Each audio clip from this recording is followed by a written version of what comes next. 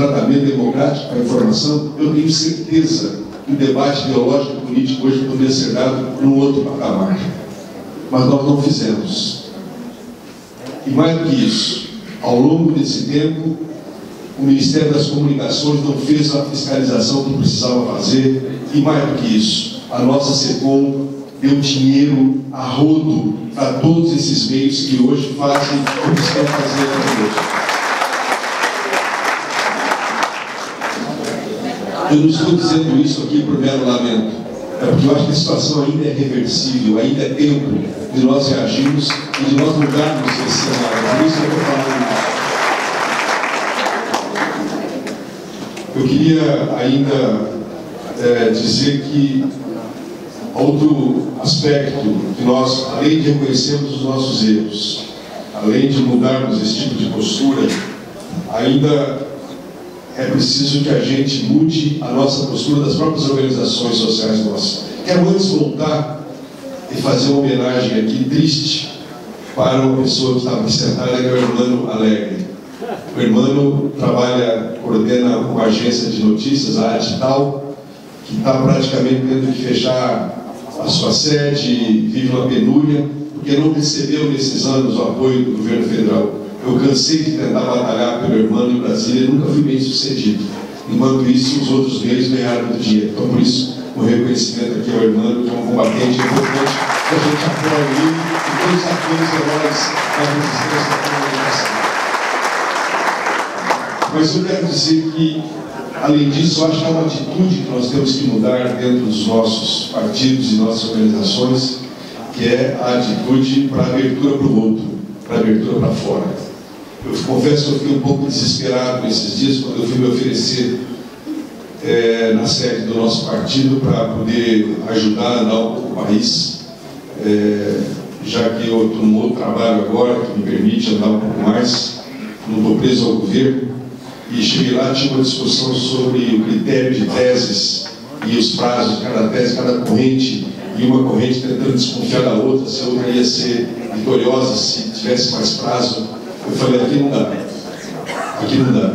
Se a gente entender que os nossos congressos, se a gente entender que a nossa vida partidária vai se consumir nos debates internos entre as nossas correntes, se nós não tivermos a coragem de nos abrir, de sair para o interior desse estado, pelos bairros dessa cidade, de começar a conversar com as pessoas e poder fazer, ainda que sem os grandes meios, a discussão de esclarecimento sobre o que se passa nessa conjuntura, para que as pessoas entendam o que está em jogo, nós não temos saída. Mas temos saída, temos vida e temos capacidade se nós mudarmos essa postura, porque eu quero insistir. Se é verdade que alguns 1,5 milhão, 2 milhões, sei lá, foram às ruas ontem, a grande maioria da população brasileira continua ou apoiando o governo, ou perplexa, ou à espera de quem possa fazer um processo de hegemonia, que possa conduzir, que possa apontar um caminho. Para isso é que eu acho que há um aspecto que cabe à presidenta Dilma e ao governo, que é agora tomar medidas que não estão sendo tomadas, tanto de radicalizar o combate à corrupção, como medidas econômicas que ajudem a relançar o país num novo momento.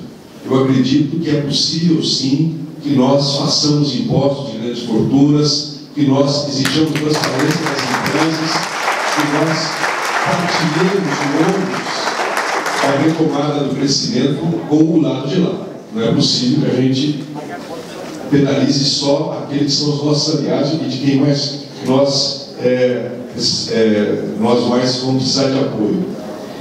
Há outro aspecto que a presidenta precisa fazer e vai fazer é retomar a aliança do Congresso. Nós precisamos ter uma estabilidade política no Congresso Nacional, porque se hoje a gente acha que o impeachment não tem sentido, pode-se criar uma condição em que, de repente, se crie uma correlação de forças e comece a favorar o impeachment, e não vai faltar aventureiro, os bolsonaros da vida, que vão tentar criar esse tipo de situação. Portanto, a retomada da aliança no Congresso, particularmente a pacificação com o PMDB, me parece fundamental, assim como o PCdoB, que sempre é um aliado fundamental, prosa e assim por diante, mas é fundamental com o PMDB nós afinarmos a viola. Mas, para além disso, é fundamental que a presidenta do governo dê motivo para a nossa militância fazer a sua defesa. Se nós tomarmos medidas claras, seja no combate à corrupção, seja no combate à economia, eu não tenho dúvida.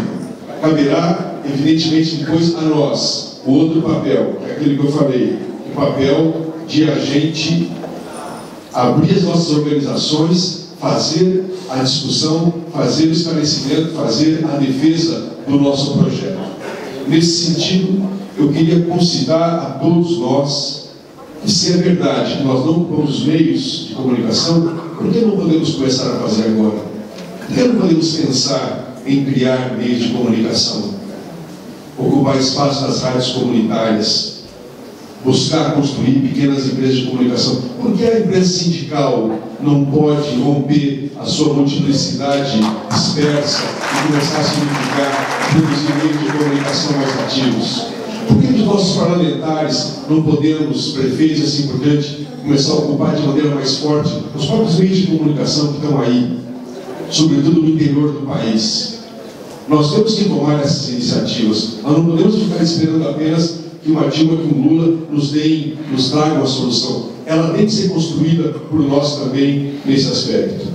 E eu queria também dizer que uma questão fundamental é que nós façamos uma aproximação, e o governo da presidenta Dilma começa a entender de maneira mais clara o diálogo governo e sociedade, governo e movimentos sociais. A experiência dos 12 anos que nós tivemos no Palácio do Planalto até agora nos mostrou de maneira clara os projetos mais exitosos sobretudo políticas sociais, não estavam no nosso plano de governo de 2003, 2002, nem 2006, nem 2010. Foram fruto da relação tensa, dura, mas fecunda e fundamental dos movimentos sociais com o governo. A abertura para o debate, a abertura para acolher o protesto, para acolher as reivindicações. Isso foi muito fechado nos últimos anos. A presidenta faz uma autocrítica e é fundamental que nós ocupemos esse espaço e que nós façamos proposições para o governo da presidenta Dilma. E, finalmente, meu tempo está se esgotando, quero ouvi-los e ver as contribuições, a questão da reforma política. Eu espero, de um lado, que a presidenta da República tenha a clareza de que nós precisamos mais do que nunca da reforma política, mas não da maneira que ela está sendo colocada no Congresso.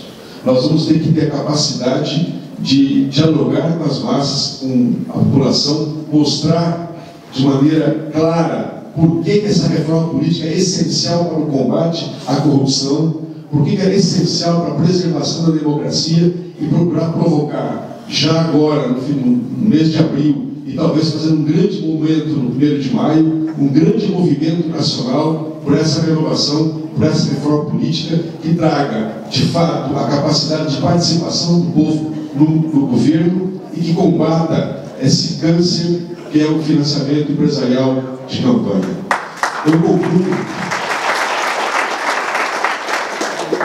Eu concluo agradecendo a paciência de vocês em ter me ouvido e dizer que eu queria deixar muito claro, eu sou otimista.